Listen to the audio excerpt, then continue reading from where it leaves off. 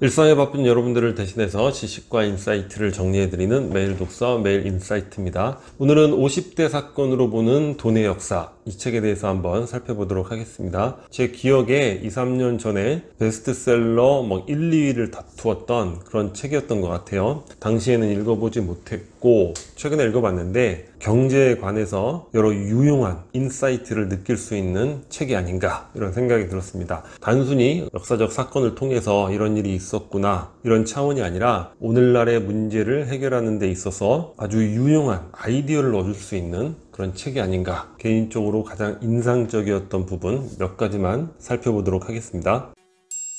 첫 번째 부분은 중국이 아닌 영국에서 왜 산업혁명이 일어났는가, 이 부분인데, 우리는 단지 영국을 포함한 그 서유럽 국가들이 과학이 먼저 발전을 했잖아요. 그런 이유로 영국에서 산업혁명이 발생한 게 아닌가, 이런 생각을 했는데 매우 색다른 관점에서 그 사항을 바라보고 있습니다. 과거 당시에는 중국이 경제적으로 가장 부강한 나라였다는 거예요. GDP 같은 거를 이제 통계를 잡아보는 그런 방식이 있는데, 그런 방식으로 잡아봤을 때 당시에 중국이 세계 GDP의 절반 정도를 차지할 정도로 막강한 그런 경제력의 나라였고, 또 일본도 에도 막부 시대에 상업이 막 꽃을 피우는 이런 시기였다는 거죠. 그런데 왜 중국이나 일본 이런 아시아 국가에서 산업혁명이 일어나지 않고 영국에서 발생을 했는가? 그 이유는 뭐냐면 아시아 국가에는 인구 압력이 높았다는 거예요. 인구가 너무 빠르게 팽창을 했기 때문에 산업혁명의 필요성을 느끼지 못했다는 거죠. 왜냐? 그냥 사람 쓰면 되는 거예요. 사람을 쓰면 노동력이 넘쳐나니까 아주 저렴한 비용으로 일을 할 수 있는 거죠. 심지어 일본에서는 가축으로 농사를 지어야 할 그런 상황에서도 인구가 늘어나는 시기에는 사람을 써서 그 일을 대신했다는 거예요. 하지만 영국에서는 인구 압력이 낮았다고 합니다. 그러니까 인건비가 높았다는 거예요. 인건비가 높으니까 사람들이 연구를 하는 거죠. 제임스 와트도 아니 인건비를 어떻게 줄일 수 없을까, 그래서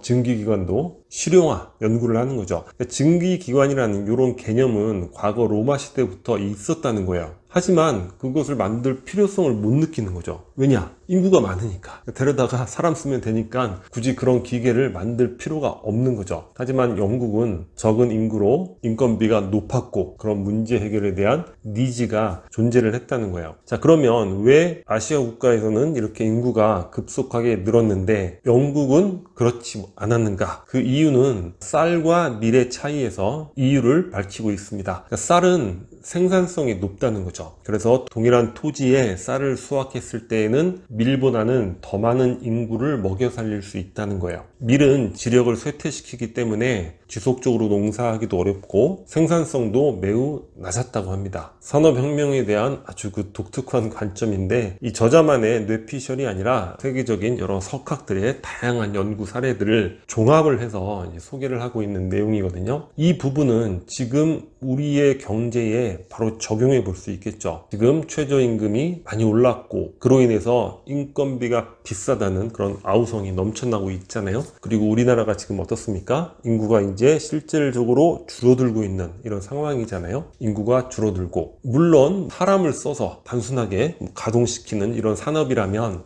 불리하겠지만, 영국에 있어서 산업혁명과 같은 그러한 것들, 지금 ICT 혁명, 4차 산업혁명의 시대잖아요. 이런 시대에서 획기적인 산업 발전을 이루기 위해서 오히려 인구가 줄어들고 인건비가 상승하는 것은 하나의 좋은 조건이 될 수 있는 그런 측면에서도 생각해 볼 필요가 있다는 거죠. 사실 이러한 이유로 인해서 벌써부터 많은 획기적인 노력들이 시도되고 있잖아요. 당장은 사람의 일자리를 빼앗는다, 이렇게 생각할 수 있는 부분이지만, 또 사람의 노동시간은 그만큼 갈수록 줄어들고, 그럼에도 불구하고 우리 사회의 어떤 생산성은 더 높아질 수 있는 이러한 획기적인 지금 이 시대의 산업혁명, 그런 것들을 한번 기대를 해보게 됩니다. 한국 경제 발전의 초석, 토지개혁. 우리 경제가 어떻게 이렇게 급성장할 수 있었는가? 거기에 대해서 여러 가지 의견들이 있잖아요. 뭐 다양한 의견들이 있는데 저는 개인적으로 가장 결정적인 것을 꼽으라면 바로 토지개혁에 있지 않은가 그런 생각을 해보게 됩니다. 제가 세계 여러 나라를 두루두루 다녀보는데 아직까지 후진적인 발전을 하지 못하고 있는 그런 사회들, 공통적으로 2차 세계대전 이후에 토지개혁에 실패한 국가들이에요. 아직까지 그로 인한 문제점을 해결하지 못하는 거예요. 아직도 명문 지주계급이 존재하고 대부분의 국민들은 가난한 소작농 그런 상황을 벗어나지 못하고 있는 것이죠. 그런데 우리는 다행히 토지개혁의 성공을 어느 정도 성공을 함으로 인해서 산업 발전의 이제 초석을 닦은 것이 아닌가 이런 생각을 해보게 됩니다. 일단 토지개혁이 없었다면 첫 번째 예상해 볼 수 있는 결과는 우리나라가 공산화될 수 있었겠죠. 당시 미 군정에서 토지개혁을 담당했던 라데진스키라는 그런 담당자가 있었는데 러시아 이름 같잖아요.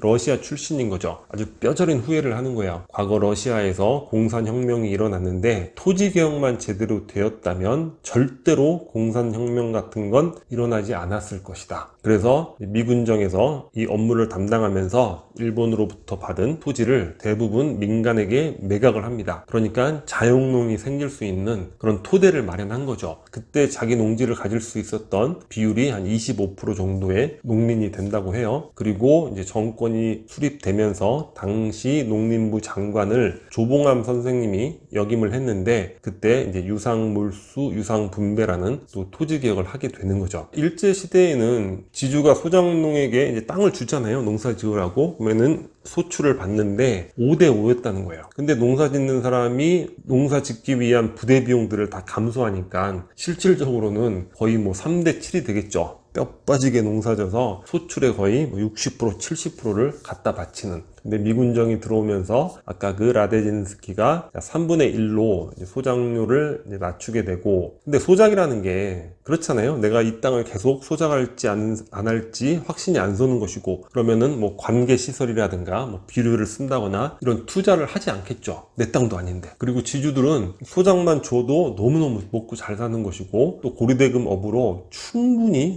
수입을 얻기 때문에 국가의 뭐 기술 발전이나 이런 것들 원하지 않죠. 오히려 그런 것들에 반발을 하는 그런 계층이 되는 거죠. 그런데 토지개혁에 미흡하나마 성공함으로써 자영농이 생기고 관계시설도 만들고 막 비료도 쓰고 새벽부터 나가서 더 열심히 일을 하니까 농업 생산성이 엄청나게 올라가게 되는 거예요. 근데 산업화라는 게 이 농업에 있어서의 혁신, 생산성 향상 이런 것들의 바탕이 없이는 불가능하다는 거죠. 과거에 이제 미국의 발전 그에 관련된 책도 봤었는데 미국의 이제 농업 발전을 바탕으로 또 산업화를 이룩할 수 있었고 유발 하라리의 사피엔스라는 그런 책을 봐도 항상 농업 발전이 이제 산업화의 바탕이 되는 거죠. 어느 사회나 마찬가지인 거예요. 그러니까 예전에 그 원앙소리라는 그 영화 있잖아요. 그 소 한 마리 갖고 그 늙으신 농부가 농사를 짓는 거죠. 근데 어느 날 도시에서 자녀들이 막 내려옵니다. 어떤 자녀들이에요? 다 자영농으로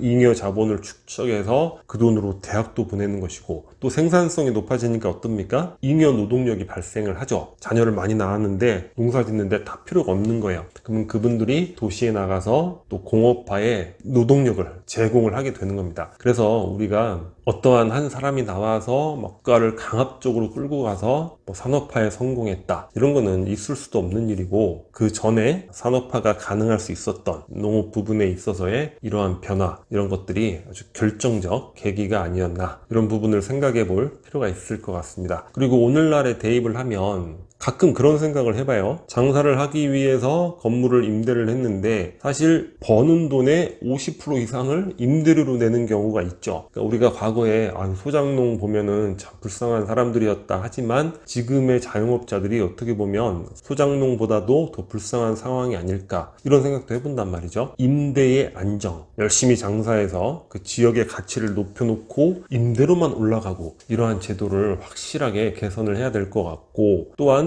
주거의 안정 이런 부분도 우리 사회가 또다시 점프하는 데 있어서 굉장히 중요한 부분이 되지 않을까 토지개혁 부분으로 오늘날의 상황에 한번 대입해서 생각해 보게 되는 것 같습니다.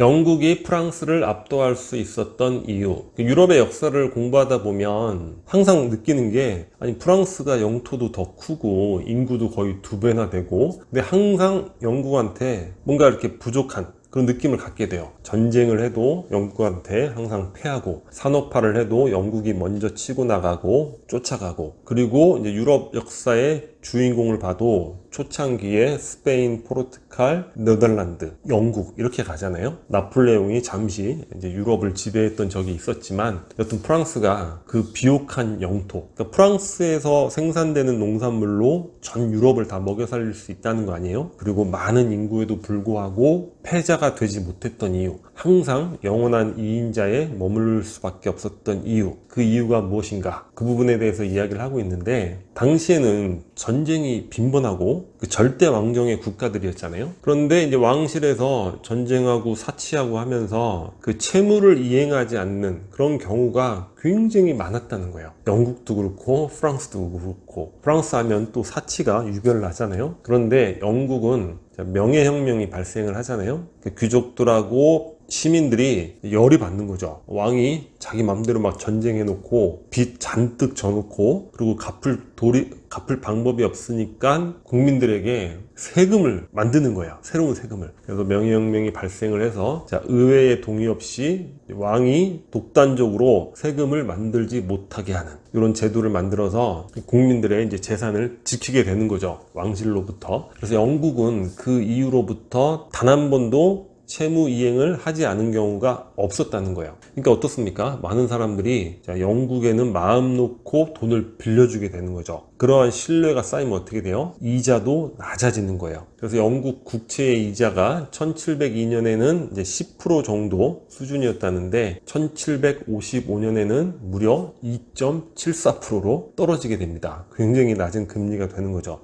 이 사항을 보면서는 역시나 중요한 건 신용이다. 그래서 원금, 이자 할 것 없이 사사로이 연체도 없이 신용을 잘 관리하는 것, 이런 것들이 언제든지 우리가 다시금 도약할 수 있는 바탕이 되어주는 것이 아닌가. 개인도 마찬가지고 국가도 마찬가지인 것 같습니다. 이외에도 여러 가지 이제 경제적 격변기, 이런 시대에 대해서 왜 그런 일들이 발생을 했고 어떻게 흘러갔고 어떻게 결론이 되었는가, 그로 인해서 오늘날까지 어떠한 일들이 이어지고 있는가, 이런 부분에 대해서 지식과 인사이트를 얻기에 상당히 좋은 책이 아닌가, 그런 생각을 해보게 됩니다. 자, 오늘 영상은 여기서 마치도록 하겠습니다. 캐릭커처가 구독 버튼이고요. 구독과 좋아요 많이 부탁드리겠습니다. 감사합니다.